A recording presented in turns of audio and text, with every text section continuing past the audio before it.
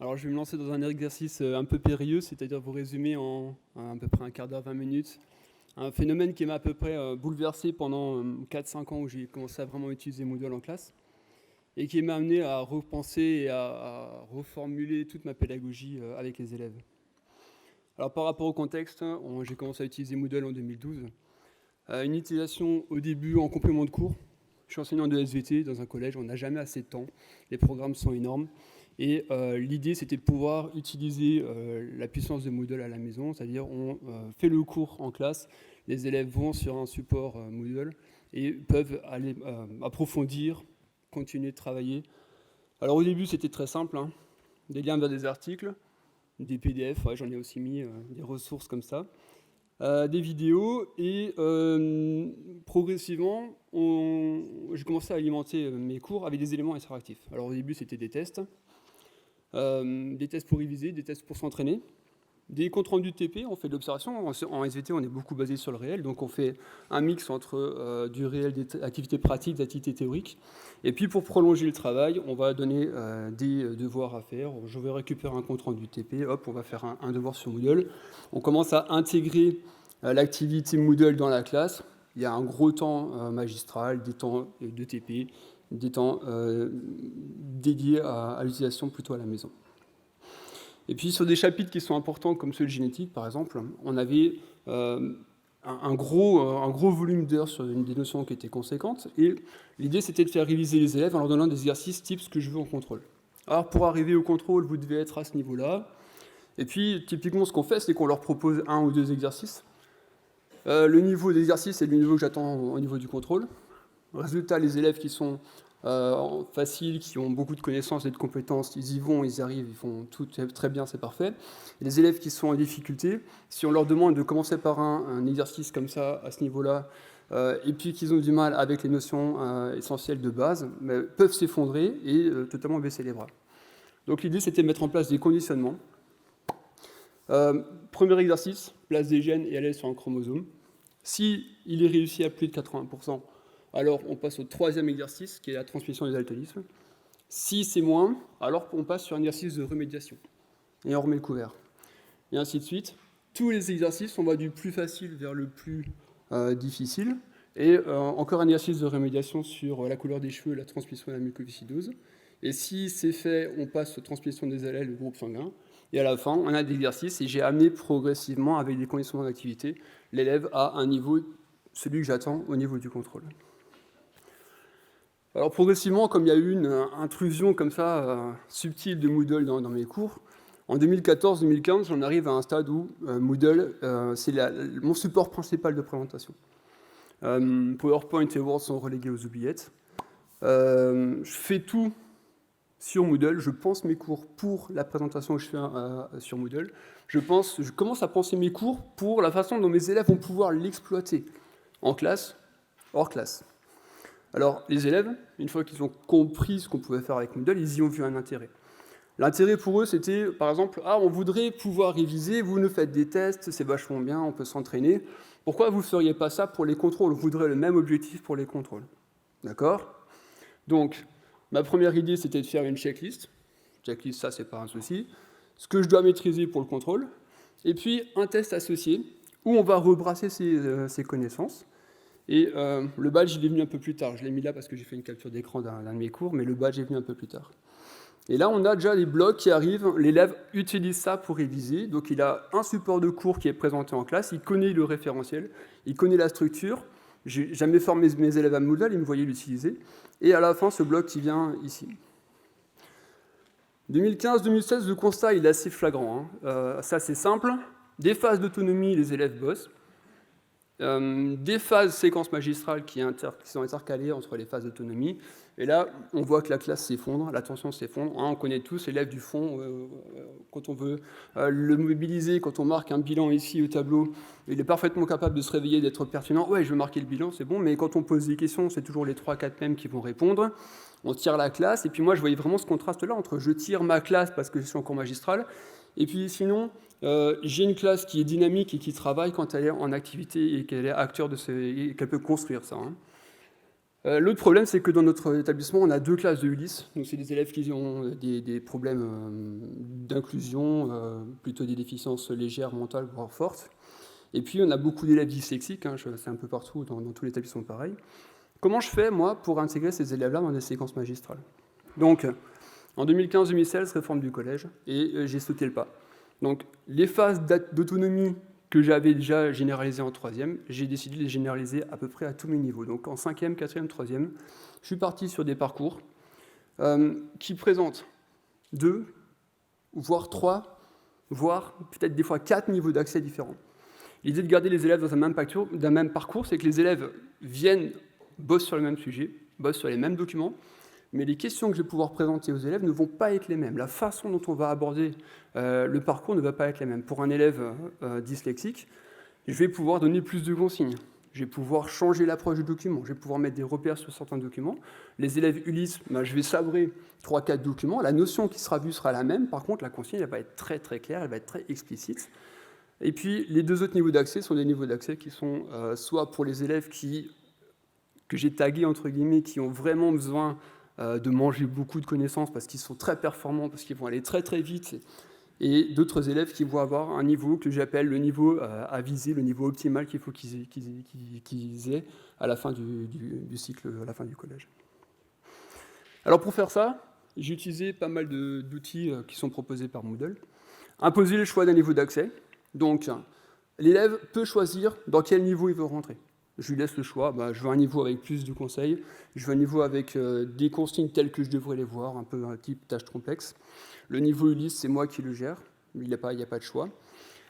Vous voyez à gauche la page de cours, quand le choix de groupe n'a pas été fait, et à droite, la page de cours qui s'affiche quand le choix de groupe a été fait. Ça, c'est une bonne façon de conditionner le fait qu'il faut choisir un niveau d'accès. Après, l'élève, il a le choix de changer, de revenir en arrière. Et je dis à mes élèves, votre objectif, fin d'année, c'est d'arriver sur le niveau classique. Et puis, on peut partir de bas, mais on a un objectif, c'est de progresser. Et puis, on peut changer à n'importe quel moment. Il y a des élèves qui font le parcours au niveau normal.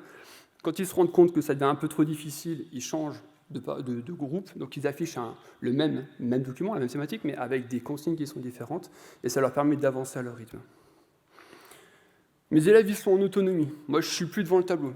Je suis à côté d'eux. Alors, il faut gérer la classe. Il faut gérer les parcours différenciés. Donc là, à ce niveau-là, voici ce qui est affiché pour le groupe qui a des consignes simples et détaillées, et à droite, ce qui est affiché pour le groupe dont les élèves sont des Ulysse à droite. Donc la même thématique, les questions sont différentes, et puis à droite, j'ai donné la définition, alors qu'à gauche, la définition, il faut qu'il la recherche et qu'il la trouve. Donc je disais, mes élèves sont en autonomie, il ne faut pas qu'ils aillent trop vite, il ne faut pas qu'ils aillent trop lentement, il faut suivre une progression commune. On a des points où on se retrouve tous, et mon objectif, c'est que les élèves travaillent sur un cadre qui est bien défini, et que je puisse, moi, vérifier à des moments clés. Alors je vérifie à côté d'eux, bien sûr, mais il y a aussi des phases de restitution qui sont super importantes, et que je puisse vérifier à des moments donnés des moments stratégiques où je dois bloquer l'élève pour être sûr qu'il fasse un travail. Ici, c'est par exemple une activité qui travaille sur la communication nerveuse. Alors, je vais vous la montrer à ce niveau-là. Donc, on est dans un cours sur la communication nerveuse. On travaille sur le cerveau. Voilà, il y a des zones de travail à faire. Et une fois que cette zone de travail à faire que le travail a été fait, en gros, j'ai une activité de devoir ici où l'élève doit écrire son bilan sur la communication entre neurones. Ça, c'est super important pour moi pour pouvoir après vérifier si les connaissances qui ont été construites sont cohérentes ou s'il faut que je cible l'élève au prochain cours et que je lui dise attention, là, il y a un gros boulot à refaire. Cette activité-là, elle est décisive parce qu'elle va conditionner l'ouverture des sections suivantes. C'est-à-dire que tant que l'élève n'a pas rédigé, n'a pas fait une synthèse, on ne peut pas débloquer le suite du cours, il y a encore 2 parties qui suivent, et j'ai pu conditionner comme ça, mettre des jalons et des étapes, et mes cours sont ponctués de jalons et d'étapes sur lesquels je me base pour vérifier à la maison, à tête reposée, que la construction des connaissances est correcte et que l'élève a des consignes qui sont, des connaissances, des notions qui sont cohérentes.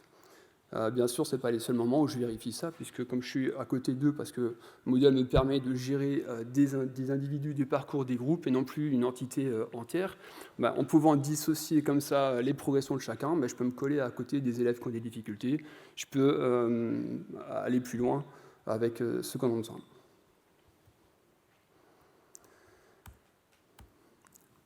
Alors, ça c'était bien au niveau de la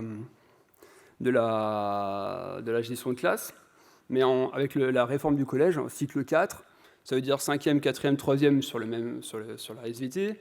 On voit en 5e, on voit la partie sur la génétique, on laisse un petit peu de côté, on revient en 4e dessus, on revient en 3e dessus, et il manquait une notion de cohérence à ce niveau-là. Donc, les points de gestion de Moodle par rapport à la classe, c'était super. Mais par contre, avoir des cours qui sont tous décousus les uns par rapport aux autres, ça me dérangeait, parce que l'élève, finalement, et je trouve qu'il a besoin de savoir où il en est, et de savoir dans quel cours je vais, est-ce que ça a un lien avec mes autres notions, des chapitres que j'ai vus avant. Et avoir cette structure Moodle-là, ce n'était pas suffisant. Alors j'ai mis en place ce qu'on appelle un cours sommaire, enfin ce que moi j'appelle un cours sommaire. C'est-à-dire un cours qui regroupe avec une interface particulière. On va faire un petit tour dessus. Voilà, s'il veut bien. Donc un cours qui regroupe avec une interface, donc c'est des cours en images. Et dans ces cours en images, l'élève, et là aussi il y a du conditionnement. Pardon. Voilà. Donc l'élève, s'il est en 5e, il voit que la partie sur la 5e, les cours de la 5e. S'il est en 4e, il voit la 5e et la 4e. Et s'il est en 3e, il voit les cours de toute l'année. De tout le cycle, pardon. Ces cours-là, au survol, il y a une petite phrase d'introduction qui lui dit ce qu'il a à faire et quel est l'objectif du cours. Et à chaque fois, j'associe un badge qui vaut bonification. Le badge qui vaut bonification, c'était un élément important pour motiver les élèves et donner du sens. Sur 3 années, à la fin de la 3e, vous avez un brevet, et ce brevet, vous devez devoir réviser des notions de 5e, 4e, 3e. Et ces notions-là, comment revenir en arrière sur 3 ans de cours, comment revenir sur les parcours que vous avez vus avant. Vous avez vu les interfaces, le tableau de bord de Moodle, parfois c'est dizaines, vingtaines de cours. Imaginez que tous les enseignants de mon collège fassent la même chose que moi. Les élèves, ils ont 100 cours en vrac, donc un cours bien identifié, des objectifs et des badges qui me permettent en plus de revenir sur la notion qui est importante au niveau de la révision, qui est que le badge, c'est un travail. Je leur donne des tests en ils le font, c'est l'auto-formation, en accès illimité, toute l'année, sur les 3 ans. Un élève, quand il vient dans ce cours-là, je ne le vire jamais, sauf quand il quitte le collège. Et en 3e, il peut revenir sur mes cours de 5e et 4e. J'ai des élèves qui n'ont pas eu mes cours cette année-là et qui sont allés sur les cours quand même pour passer les badges. Ça leur donne un référentiel pour savoir ce qui a été maîtrisé ou pas. Et ça leur donne des bonifications que je compte comme des notes, parce qu'ils ont appris, ils ont fait un travail conséquent pour tenter 2, 3, 4 fois le badge, et ça marche vraiment bien. Ça aide les élèves, ça les motive par rapport à l'acquisition de ces connaissances. Alors, les badges, c'est un peu de la gamification, on donne des objectifs. On met d'autres, je suis en train de le faire, c'est un work in progress. Je suis en train de le faire. J'aime bien les idées de la leçon qui est un peu un jeu de rôle, que je prends en tout cas, que j'utilise comme un jeu de rôle. Je leur ai fait une leçon sur le clonage de Star Wars. C'est Dark Vador qui veut faire pire que lui et qui veut aller chez les Caméléons pour cloner Ventress et Dark Maul en même temps pour faire voilà. Et donc l'idée, c'était vraiment à passer le délire. C'était vraiment de les plonger dans un univers inconnu, parce que même si on connaît Star Wars, on n'est pas à ce niveau-là de connaissance forcément, et pour qu'ils puissent se reconcentrer sur des éléments essentiels. C'est-à-dire j'aime bien les déstabiliser par rapport au contour, à l'environnement, pour qu'après la science et les notions qu'ils ont apprises soient vraiment celles qu'ils vont utiliser à fond. Parce que je me suis rendu compte que dans les devoirs, les élèves, souvent, si on change le contexte, si on change l'énoncé, ils volent et puis ils ne savent plus du tout où ils en sont. Voilà, donc je ne m'en suis pas trop rendu compte au début, ça fait discrètement, subrepticement, en quelques années, depuis 2012, ça a totalement changé l'approche que j'ai en cours. Avant, j'avais des séquences magistrales alternées avec des séquences de TP, des séquences de pratique. Et là, on est sur de l'individualisation à fond. L'élève, il est en totale autonomie. Quand il a besoin de prendre son microscope, il va prendre son microscope. On a des phases où on se retrouve tous ensemble, on a des phases de bilan. Mais globalement, au niveau de la pédagogie, je suis plus devant, je suis à côté. J'ai plus besoin de gérer des dizaines de papiers, oui, je dois faire cet exercice-là, mais attends, donne ça, et où je fais plus de la manutention de toi, tu dois faire ça. C'est plus moi la tour de contrôle, c'est vraiment Moodle qui va guider l'élève dans une séquence organisée pour ses besoins. Et moi, je suis dispo du coup. Je peux vraiment être à côté de l'élève, je peux répondre à ses questions, je peux prendre 10 minutes avec un élève qui est en difficulté, je peux prendre 5 minutes avec un élève qui a besoin de faire une observation microscope. Enfin, moi, mes cours maintenant, ça n'a plus rien à voir avec ce que c'était avant, et je pense que c'est pas... Enfin, moi, je suis très content en tout cas de ce que j'ai vécu. Voilà.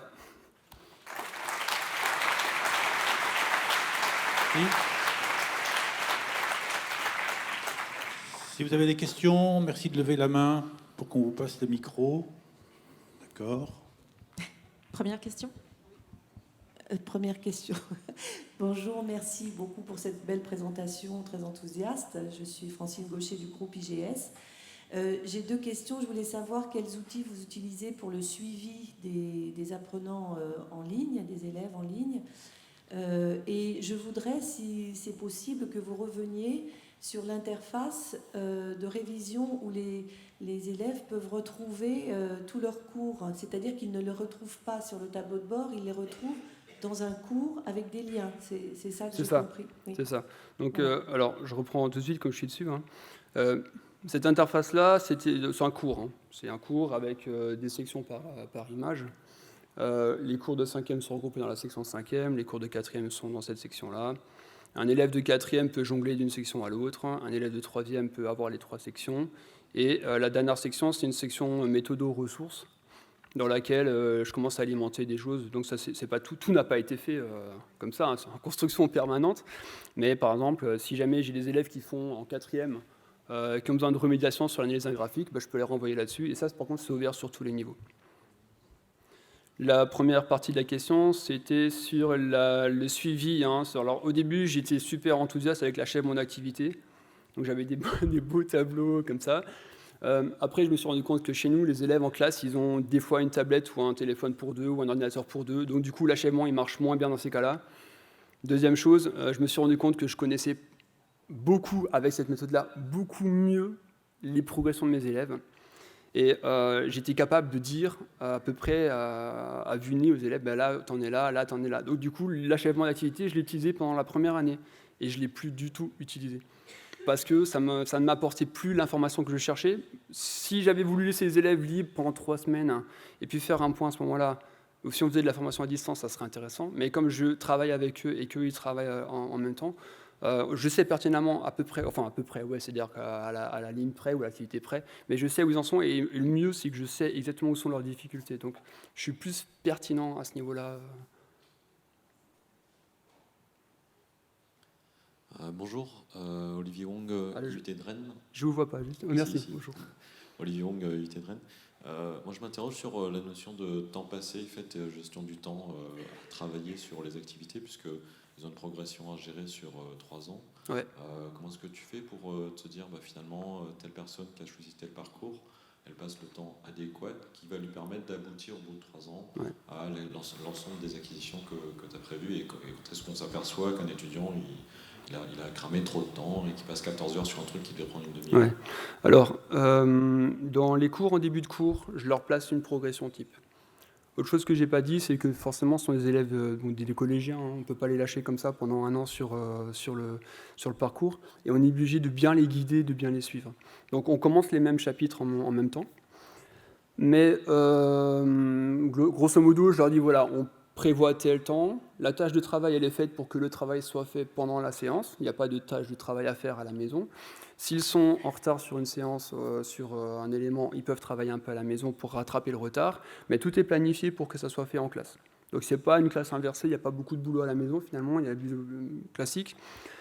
Il y a un seul chapitre où je leur laisse la main, c'est celui-là, où on est sur un cours sur l'environnement.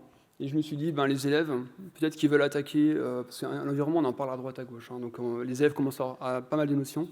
Et là, les élèves peuvent attaquer le cours de n'importe quelle façon. Donc on laisse 1 mois et demi, je dis, vous avez 4-5 semaines, je fais des jalons, on regarde les avancées des élèves, et puis après on se retrouve tous pour la synthèse, et on regarde comment on a construit les savoirs. Mais c'est le seul cours où je laisse vachement d'autonomie sur mes cours, sinon ils sont assez bien cadrés. Mais la seule chose, c'est que les phases de TP, par exemple, elles peuvent se faire, une séance de dissection, je peux la faire en 3 semaines.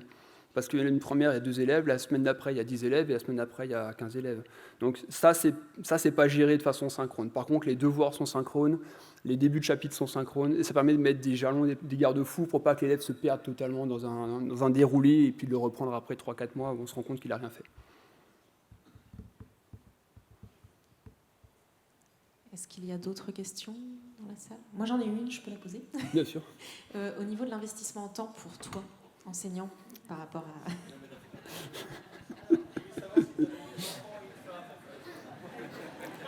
J'ai une femme et 3 enfants.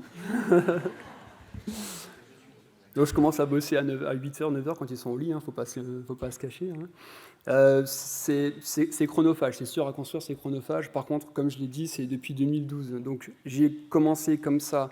Et rapidement, en 2012-2014, j'ai mis beaucoup de ressources. Et quand je crée mes cours 2014-2015, quand je les réactualisais, c'était déjà pensé sur Moodle. Finalement, la démarche qui a été la plus longue, c'est peut-être je rigole, c'est peut-être de trouver les badges et de faire les badges, de trouver les non, mais j'avais déjà un sacré bagage de données, d'activités à faire que j'ai, en fait, le gros boulot après, ça a été de tout réorganiser, de séquencer, de construire. Et je construis encore, il y a des choses, là vous avez vu le cours ici, il n'a pas le même style que les autres, il y a encore des activités que je n'ai pas bien conditionnées, etc. Donc c'est encore un boulot qui va me prendre, je pense, quelques mois, quelques années pour tout remettre au même niveau. Mais je partais déjà avec quelque chose, je ne suis pas parti du jour au lendemain, sinon c'est suicidaire de faire un truc comme ça. Ne le faites pas. Oui. Oui, bonjour. Bonjour. Parvenez-vous à intégrer des activités collaboratives? Parce qu'en personnalisant, en individualisant les parcours au niveau de chaque élève, Ouais. Est-ce que c'est possible de faire travailler des élèves, y compris qui sont sur des parcours différents, des niveaux différents? C'est tout à fait possible, mais je ne le fais pas spécialement à travers les activités collaboratives de Moodle. On va prendre les wikis, par exemple, pour faire travailler les élèves ensemble. Sur des expériences, on va prendre un Framacalc qu'on va intégrer, et puis les élèves vont travailler collaborativement sur le tableau de synthèse des résultats. Après, dans mes cours, ils sont aussi libres de travailler en groupe. Donc, certains préfèrent le côté individuel, d'autres sont stimulés par le groupe. Et cet accès au groupe, il est vachement sympa. On est sur du Moodle, et pourtant, mes élèves ne sont pas full numériques, ils continuent à prendre des notes sur le classeur. Certains prennent des notes dans des wikis, mais ils sont minoritaires. Et c'est pas parce qu'on est sur une activité individuelle que le groupe, il existe quand même, et les travaux de groupe sont d'autant plus sollicités, les bienvenus. De la même façon, c'est pas parce qu'on a fait... du coup, je viens de perdre en 2 secondes la phrase que je voulais dire. Je la redirai si je la retrouve, c'est pas grave. Une autre question? Ça va me revenir. Oui, une autre question concernant l'évaluation. Tu disais que tu avais des élèves qui progressaient de manière différente.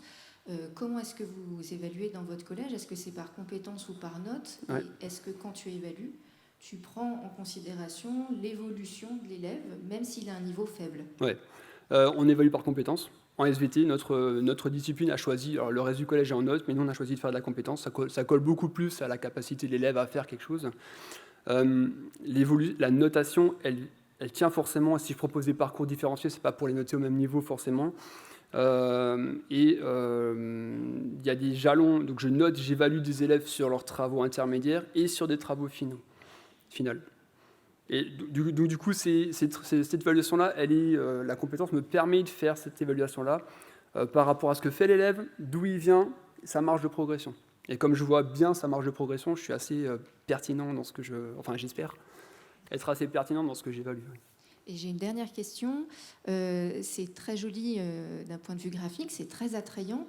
Qu'est-ce que tu as utilisé pour mettre ça en page, les badges, toutes les images là qu'on voit, c'est très joli. C'est de la création perso. Alors j'aime bien le domaine. Retouche photo, calque, type Photoshop, photofiltre, GIMP, etc. Et une banque de ressources que je peux vous conseiller, parce qu'on a le droit, une banque de ressources gratuites, c'est FreePic. FreePic. P-I-K. Et c'est ma principale source d'inspiration. Donc ça, c'est les fonds sont de FreePic, les polices, ça c'est de moi. Les images sont tout type de droit, ça vous retrouverez sur FreePic, ça aussi, les TR, etc., etc.